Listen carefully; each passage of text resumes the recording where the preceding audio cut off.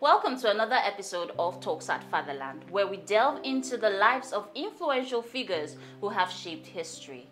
Today we have the privilege of exploring the legacy of a visionary politician and premier of the West African region of Nigeria, Chief Ladoke Akintola. Joining us to shed light on this remarkable figure is Mr. Chibuzo Nonzo. We're very happy to have you, sir. It's my pleasure to be here. And I am your host, FIONA NANNA. Talks at Fatherland. Now, let's start from the basics, yeah? Let's talk about Akintola's political philosophy. Now, what was it about?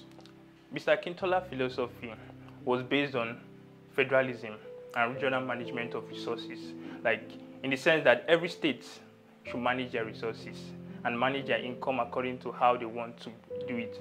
And it has always been an issue in the sense that it brought up a lot of strife within the government. Like, people were not in support of that idea in general, but some people were in support of it also. So that is basically his philosophy in the sense that every state, every region should manage their resources by themselves.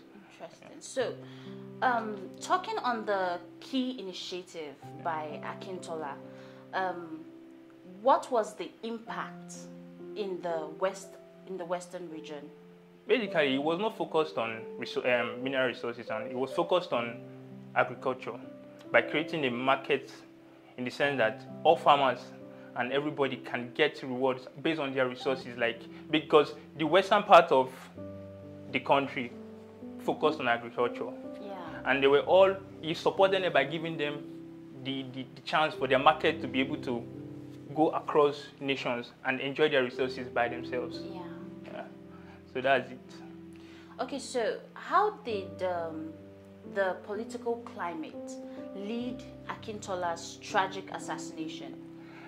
You know, in the sense that everybody knows support his idea, in the sense that they don't believe that everybody should control their resources by themselves. So it raised up a lot of conflict within the political sector, and everybody was having the idea that if everybody should handle their resources alone, how will other states that were not able to get enough resources manage?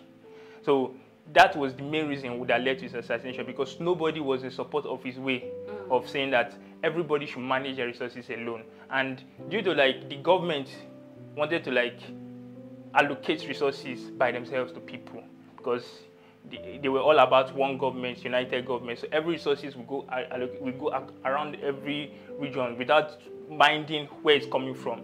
So Chief Mr. Akintola was in the sense that everybody should use their own resources for themselves and use it to make their environment better, make their economy better. So, and due to the West at that time, they were all focused on agriculture. So Mr. Akintola was the Chief Mr. Akintola was like, okay, let's use our resources for ourselves, and it was not in accordance with everybody in the government. There's some people favor this ideology, like saying, okay, let's do it, and majority they were not agreed, and which led to it was part of the reason that led to civil war. You understand? Because everybody was like, okay, this is my own, this is my own, this is what we should be, this is what we should be, this is where we should stay. So conflict. There was no unity. Yeah, exactly. So conflict started happening within the government, which led to civil war and its assassination first. So the impact of Chief Akintola's assassination on the people and the current legacy, could you shed more light on this? Based on how, if we are looking at his impact, it's in two directions. You understand? First of all, we look at those that believed in his ideology and those that didn't believe in his ideology. Those that believe in his ideology, they were all at the idea that, okay, since we can manage our resources and stuff like that, take for example Niger Delta and their resources, the North and their resources, everybody wants to just say okay, let's use our own resources for ourselves. That's first thing. He brought up the idea that, okay, we can handle things by ourselves, states, before we get to the level whereby we need the government and we're able to assist ourselves. He taught them independence. Independence, exactly. Yeah. That's the word. He taught them independence for each and every one of the states should be able to be independent on themselves and stuff like that. For those that did not believe in his cause, it's brought out this stiffness within the government, whereby that they were now everybody was not focused. They focused their eyes on different sectors. Like the government were looking at Nigeria Delta, looking Port Harcourt, looking at the same time. You understand? So they believe that okay, we will handle everything by ourselves. The government will allocate it by themselves. So that for those that did not believe in him, so yeah. He made the government stiff a little bit in a particular way that they make everything within the government. So the states were not able to manage it. So they allocate resources to the state in the sense of local government budgets, state budgets, and all those kind of things. So as we reflect on Akintola's life, Chief Akintola's life, what lessons can today's leaders draw from his political journey? So the legacy of Chief Mr. Akintola, the country as a whole, and the way the political sector is, if everybody can adopt his lifestyle, because the main focus for me is his transparency and his ethical leadership. There's a lot of things he has done, the way of making resources, independence, federalism, regionalism, all those stuff. But I focus on his ethical government and his transparent leadership, whereby you can see what is going on in your state. You can know what is going on in your state. You can see your state budget. You can understand that, okay, these resources it's not imaginary budget. It was not imaginary resources. You know that, okay, this coming up from a local government because it was generated by a local government. You understand? You pay taxes to the federal government, definitely.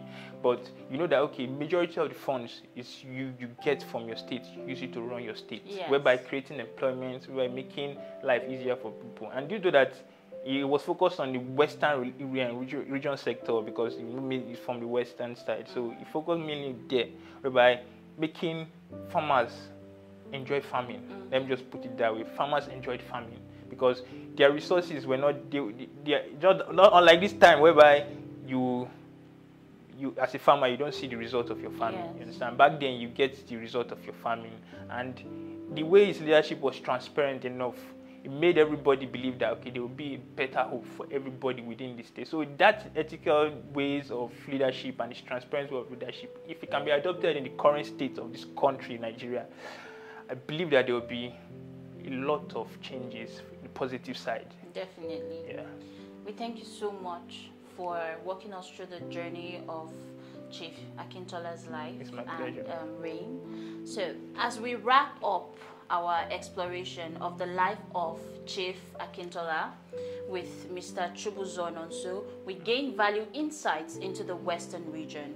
Thank you for joining us once again, for sharing your expertise and shedding that light on this pivotal figure in Nigerian history. To our listeners, stay tuned for more captivating episodes as we continue to uncover the stories behind the influential leaders who have left a mark on the world. Please keep working with Fatherland Foundation by making your donations. Click on the link below or visit fatherlandfoundation.org. Till next time, I remain your host, FIONA NANNA. Bye for now.